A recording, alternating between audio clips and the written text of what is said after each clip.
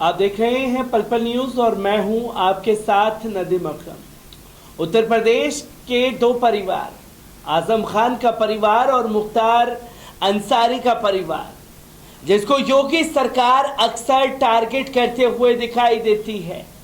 आजम खान के परिवार के साथ और खुद आजम खान के साथ क्या कुछ नहीं हुआ, जिसकी तस्वीरें लोगों के सामने आई। और 27 महीने के बाद आजम खान जब जेल से बाहर आए तो प्रेस कॉन्फ्रेंस के दौरान ये सवाल ज़रूर खड़ा किया कि मैं सीएम योगी आदित्यनाथ जी से मिलकर के पूछूंगा कि आखिरकार इतनी दुश्मनी मुझसे क्यों है। और यही दुश्मनी मुख्तार अंसारी के परिवार से निकाली जा रही है, जहां ईडी की छापेमारी करवा दी जाती है और देखते ही देखते अब्बास अंसारी हूँ, अफजाल अंसारी हूँ, चाहे सिकतुल्ला अंसारी हूँ, उनके परिवार के लोगों को टारगेट करना शुरू कर देती है।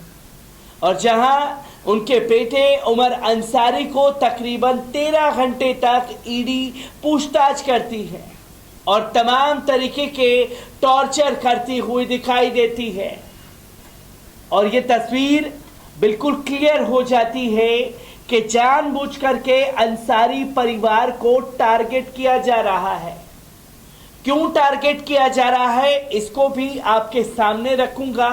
ऐसी कौन सी वजह है जिसके चलते मुख्तार अंसारी के परिवार पर कभी ईडी, कभी पुलिस फोर्स तो कभी तमाम तरीके के मुकदमे दर्ज करती हुई उत्तर प्रदेश सरकार की प्रशासन नजर आती है।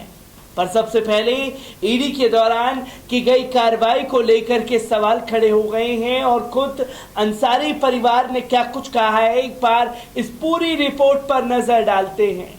आपको बता दें कि मुख्तार अंसारी के परिवार पर ईडी का शिकंजा कसता जा रहा है। ईडी की टीम ने मंगलवार को मुख्तार अंसारी के बेटे उमर अंसारी से करीब 13 घंटे से अधिक समय तक पूछताछ की।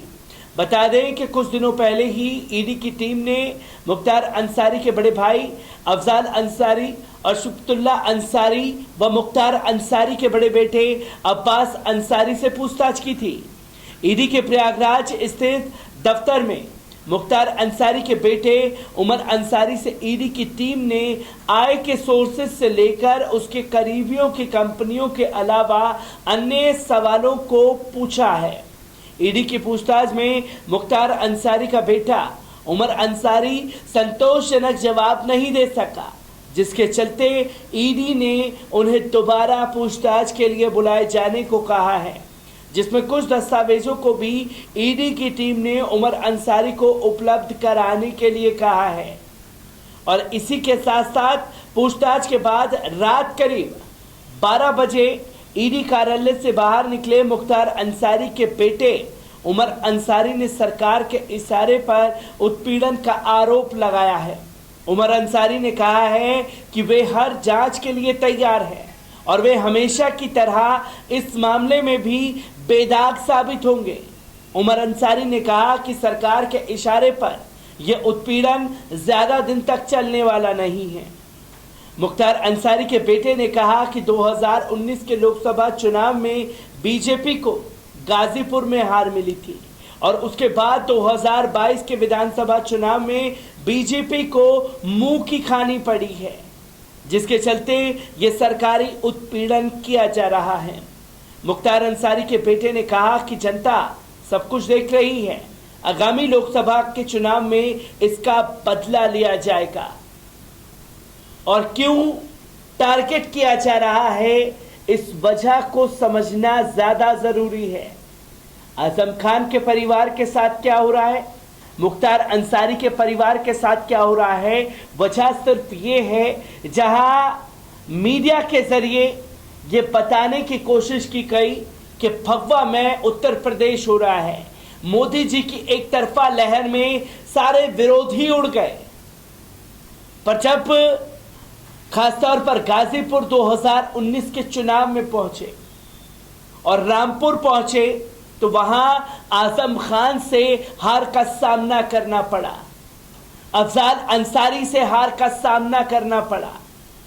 जहां इन नेताओं को टारगेट करके, इनके परिवारों को टारगेट करके ये बताने की कोशिश की गई योगी हुकूमत द्वारा कि देखिए मुसलमानों के जो बड़े नेता हैं उन लोगों को जेल की सलाखों के पीछे डाल करके हमने मुसलमानों की हवा को टाइट कर दिया है।